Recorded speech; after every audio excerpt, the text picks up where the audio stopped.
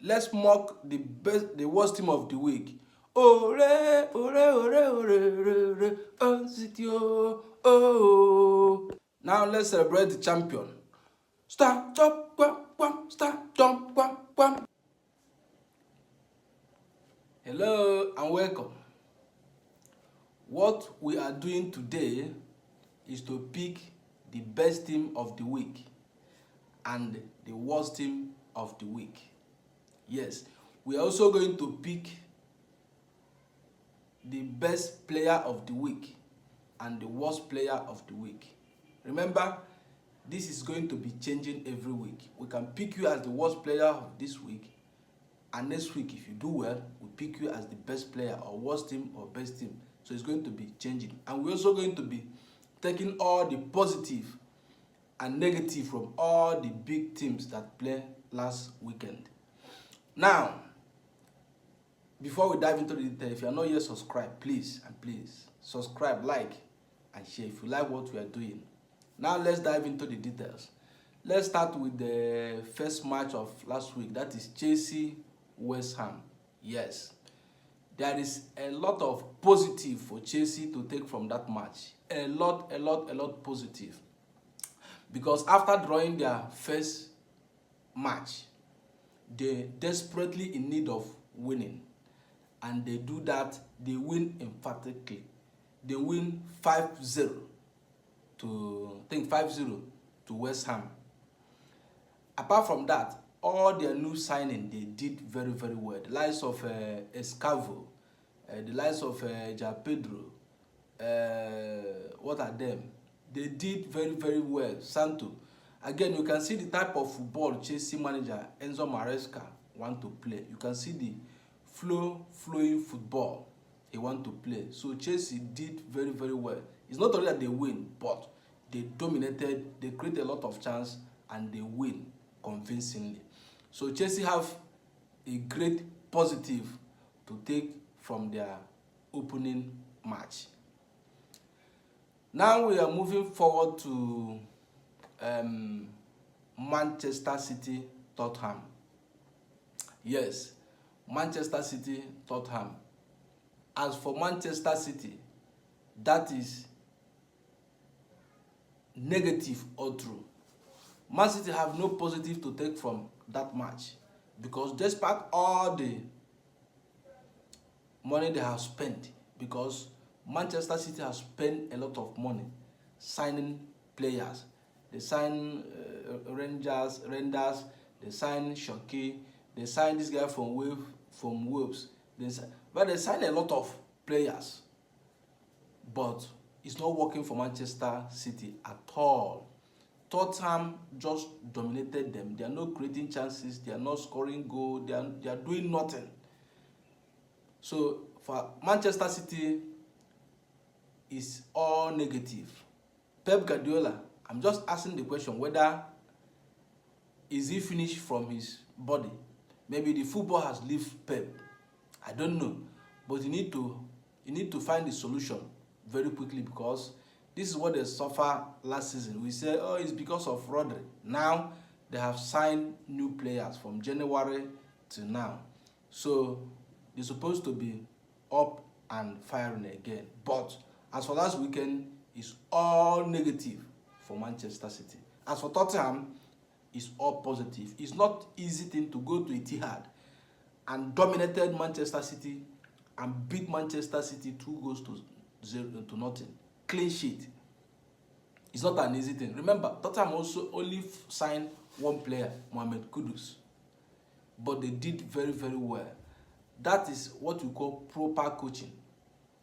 I'm telling you for free now. As I'm seeing Tottenham, they're going to do very well this season, because the way they organize their defense, the way they attack, the way their defense, they are doing something extraordinary. So as for Tottenham, it's all positive for Tottenham to go to Etihad Stadium and beat Manchester City 2-0. Clean sheet with Haaland, with every other players there. It is a great positive for Tottenham. Now, we are moving forward to, yes, Man Okay, let's start. Okay, let's go to the other side of Manchester. Manchester United. That is awful performance. That is worst performance. I thought the kind of performance Manchester United put against Arsenal in their opening league, I'm expecting to see something different. I've been telling people that Manchester United are going to do something different this season. But what I see in the weekend is totally nonsense. They play nonsense. I know they go away to Fulham, but as size of Manchester United, with the kind of player they sign, that is not what I expected at all. So they play totally, completely nonsense. So it's all negative for Manchester United. Yes, even the goal they score is own goal. It's own goal from a Fulham player. So Fulham deserve to win that match. Manchester United only play for 15 minutes. The rest, Fulham dominated them. It took Smith Rowe only 3 minutes to equalize Manchester United goal. Bram Mbeumo did not even see ball play. Even when they bring on Benjamin Sesko, he did not even trap ball, talk more of made any attempt at all. So it's all negative for Manchester United. So Ruben Amorim, you have to do something and do it very, very fast. Now, we are moving forward to London. Arsenal. Yes, that is all round positive for Arsenal. That is all round positive for Arsenal because they win Leeds United 5-0. And again, all their signings did very, very well. The likes of Victor Gyökeres scoring 2 goals, Bukayo Saka scoring, Julian Timber scoring and making an assist. That was very, very good performance. And again, you can see how they dominated Leeds United, create a lot of chances, despite having Saka and the Odegaard injury. If that match was last season, Arsenal will be hanging out to hold Leeds United to 2-0 or 2-1. But despite the injury, they have squad depth now. They can be able to bring people to keep the level the same. That's exactly what Arsenal do. So that is a very good sign from Arsenal. So for Arsenal, that is a all-round positive for them. Yes, most especially for Victor Gyökeres, because everybody, the whole world is looking at the young man to deliver, to score his first Arsenal goal. He did and scored 2 goals. Some people say penalty. You can see how Bruno Fernandes missed penalty for Manchester United. There's a lot of pressure in that penalty that Victor Gyökeres take. But despite that, he scored the penalty and scored his first goal. So that is all round positive for Arsenal. And they also have new signings that are not yet made debut for them. Now, let's go to who again? Remember, we only discussed about the big matches played last weekend. Okay, let's go to Liverpool. The last one, last night. Liverpool, what a game. That is what they call cracker. That is Premier League for you. Physical. Newcastle. At this stage, I begin to wonder, is this final or is this not Premier League match? Newcastle throwing everything they have in this match. Very physical, bullying Liverpool, creating chances, doing everything. But they miss Alexander Isak. They miss him badly. If I thought that Newcastle have played with Isak, Newcastle have beat Liverpool very comfortably because they did very, very well. I don't know whether they have the anger of what Liverpool are about to do to them by signing Alexander Isak. They put everything to make sure they didn't lose the match. But as of Liverpool, it's all round positive because that's what you call big team champions performance. Even when you are not in your best, you still find a way to win a match. That's exactly what Liverpool did. Liverpool are not in their best last night, but they find a way to win the match at the end. Liverpool leading 2-0 with one man down, and Newcastle now come back to draw the match 2-2. That is a negative side for Liverpool, because you still remember that they also go 2-0 up against Bournemouth, and Bournemouth come back to draw 2-2 before they later win that match. So if that is a big team, Liverpool will lose that match. Yes. So that's all good news for Liverpool. And again, that teenager, Rio Agome. What?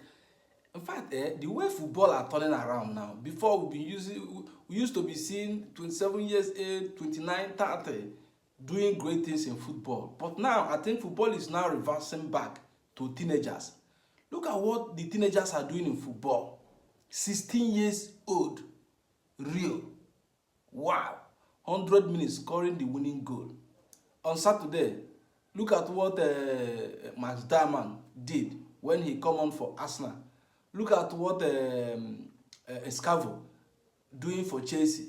Look at what his name, Lamine Yamal doing for Barcelona. What is going on? It's very, very difficult to believe that these guys are just 15, 16, 17. Wow. Even Ethan Nwaneri, even Louis Kelly from Arsenal. Those teenagers are doing something very wonderful. That guy is on another level. Once, one touch, one goal. Place it at the far corner. Wow. So that is all round positive for Liverpool. Yes, that is when you are fighting to win a Premier League or to be a champion. That is what you do. Even though when you are not in your best, you have to find a way to. That's what Arsenal did at Old Trafford. That's what Liverpool did last week.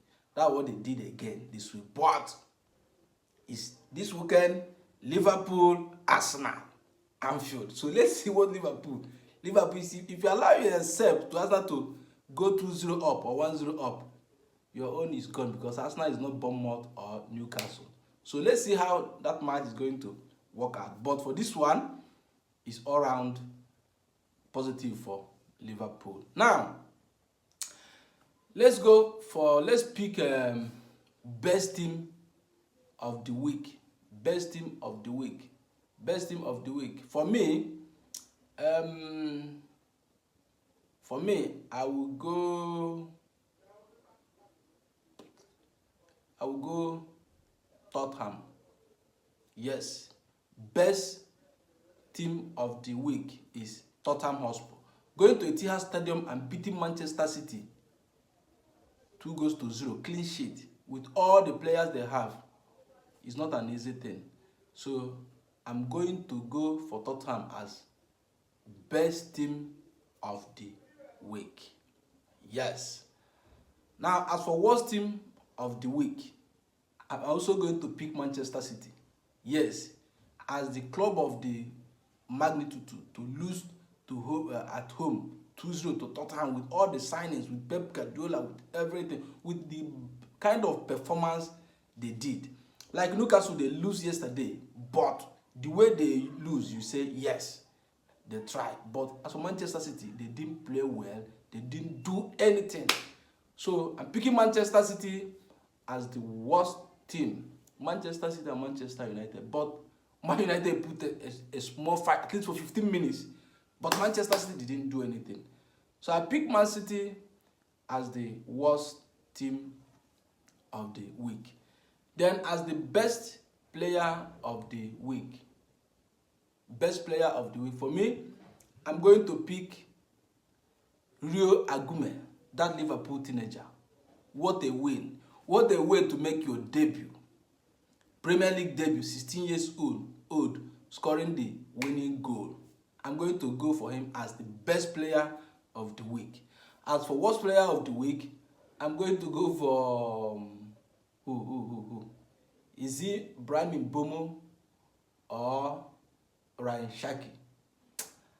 I think I will go for Shaki, because Shaqiri of Manchester City. When he caught on, he didn't do anything. Nobody noticed he was there.